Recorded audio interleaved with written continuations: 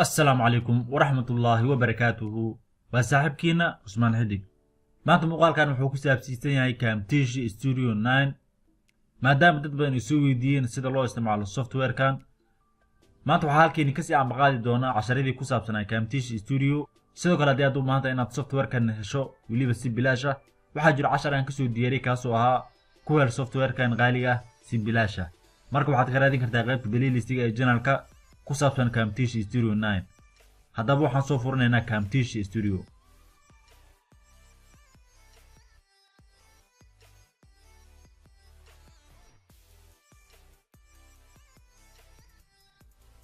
haddaba Camtasia Studio sida tan ay kugu soo furmi doonaa markuu sidan kugu soo furmo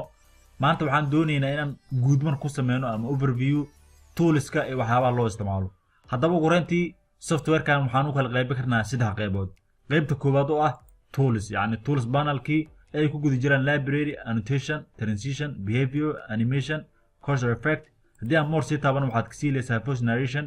video effect audio effect iyo visual effect waxyaabo kaloo aad u fara badan ayaa sii hoos imaan doono waxyaabahan haddaan soo sheegnay haddaba qaybta labaad oo ah preview window ama daaqadii waxyaabii aad jarjaraysay ama aad dhidgarinaysay aad ka arkaysay waa halkan madow ayaa waxaa la yihahdaa canvas ama preview window qaybta saddexaad oo ah timeline waa meeshii aad ku jarjaraysay waxyaabaha oo dhan halkan ayay kasoo muuqan doonaan meeshii aad waxyaaba jarjaraysay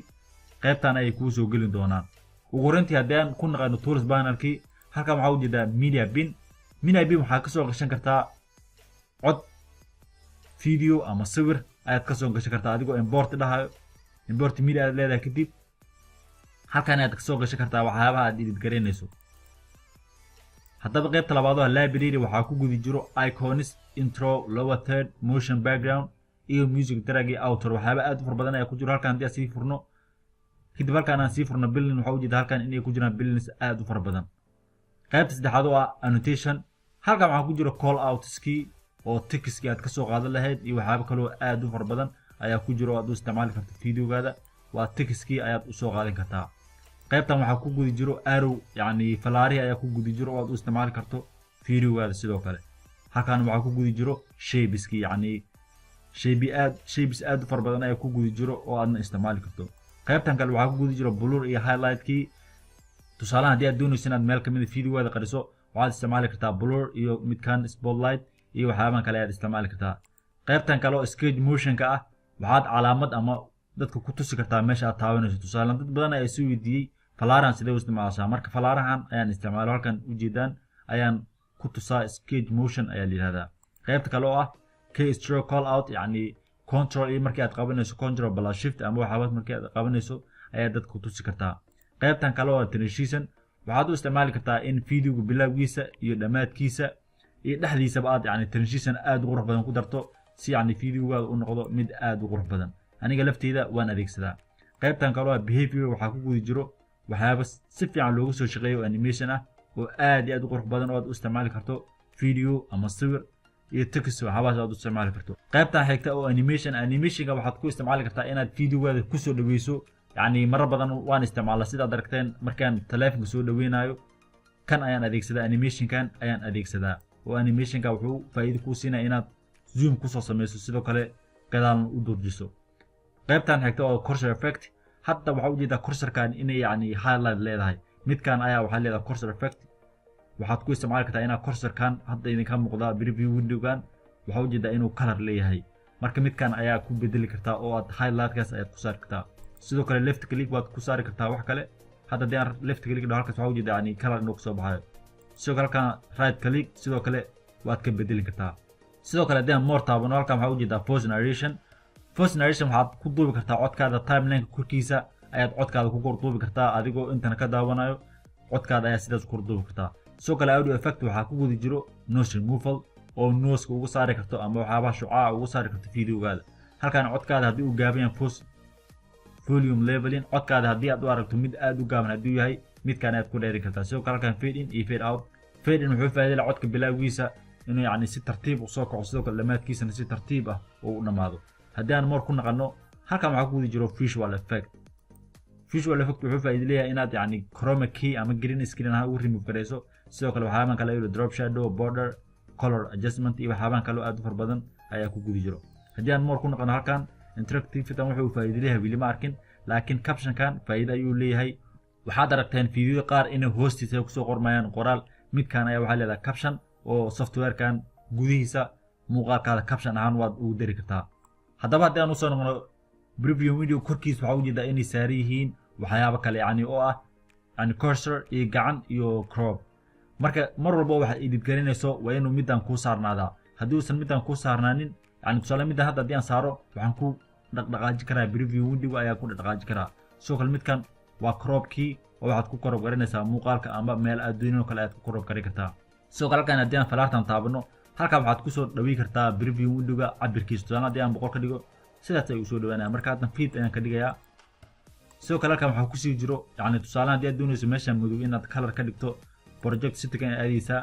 halkan sidoo kale waxaad ka bedelin kartaa canvaska dimensionka ama waxyaaba aad ku edit garinayso dimensionka haatan waxaa ujeedaa canvas dimensionka inuu saaran yahay 1080p yani oo full HD ah halkan haddii aad falaartan sii taabato halkan waxaa ku jiro dimension ama resolution aad u fara badan midii ku qanciso ayaad ka dooran doontaa marka mar walba aniga waxaan doortaa 1920 1080p oo full HD ah sidoo kale halkan waxaad ka bedeli kartaa colorka oo preview window ayaad ka bedeli haatan waxaa ujeedaa inuu isbedelay preview windowgii sidoo kale halkan waxaad kasii dooran kartaa frame ratekii ilaa 60 fps yani frame per second ayaad ka dooran kartaa laakiin aan inta badan 30 ayaan ku daaya kadib apply ayaan leeyahay sidoo kale timelineka haddii aan u imaano timelineka waxaa ku jira waxyaaba aad u fara badan marka si aan u ogaano timelinekan iyo waxyaabaha uu faa'iido leeyahay video ayaan soo gelinayaa marka laba qaab ayaad video soo gelin kartaa adigoo media tagayo kadib import media dhahayo sidaas waad kusoo gashan kartaa sidoo kale qaabka labaad oo inaad videoga drag and drop kusoo samayso tusaalehan videogan hadda ayaan jiidayaa kadib camtasia ayaan kusii dhexdeynayaa haddaba halkan waxaa ujeedaa marka inuu inoo soo galay videogii marka waxaa ujeedaa inuusan la ekeynin preview windowga ama daaqada uusan la ekeynin videoga control ayaad qabanaysaa keyboardka computerka keyboardkiisa ayaad qabanaysaa oo control kadib sidaan ayaad usoo jiidaysaa waa ujeedaa marka inuu noola egyahay markaas sidaan joogto muuqaalkaada qaabo badan ayaad u jari kartaa qaabka koowaad oo ah inaad halkaas qabato sidaas u jiido oo yarayso videoga qaybtaas oo hadda jiidnay way naga jaramaysaa qaabka labaad oo ah inaad sidaan usoo jiido kadib aad iska dhahdo cad halkaas waxaa ujeedaa qaybtii inay naga baxday sidoo kale marka calaamadahan haddii aan tuso faa'iido leeyihiin halkan waa undo yani waxaad ka naqanaysaa meel oo si qalad iskaga bixisay ayaad ka naqan doontaa sidoo kale halkan waa redo waxaad kusii naqan doontaa yani halkan waa undo halkan waa redo sidoo kale halkan waa cad waxaad ku jaraysaa videoga qayb ka mid ah waxaa ujeeda halkan cad selection from timeline and copy to keyboard qaybkan waa copy tusaale hadda halkan haddii aan copy dhaho waxaan kusii base gari karaa meelahan meel ka mid ah tusaale paste ayaan leeyahay halkaas waxaa ujeedaa videogii inuu halkan nagu sii paste gareeyay halkan waa split tusaalehan videogan ayaan halkan split leeyahay wuxuu noqonayaa laba qayb ayuu noqday videoga si aad halkaas ugu jeedaan halkan waa tracks haddii aad rabto inaad track kale ku darto balaaskaas ayaad taabanaysa sidoo kale haddii aan tuso shortcutka loo isticmaalo waxyaabahan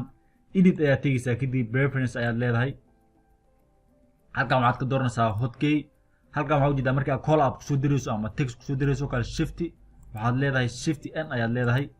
haddaad animation kusoo dirayso shift a ayaad leedahay haddii aad caption doonayso waxaad leedahay shift c transition haddii aad shift t ayaad leedahay split haddii aad doonaysana waa s marka saaxiibayaal maanta muuqaalkeennii guud marka ahaa ama overview ahaa intaas ayuu ku egyahay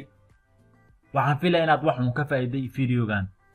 insha allahu tacaala muuqaalkeena xiga waxaan idinku tusi doonaa qaabkaan muuqaalada ugu edit gareeyo softwarekan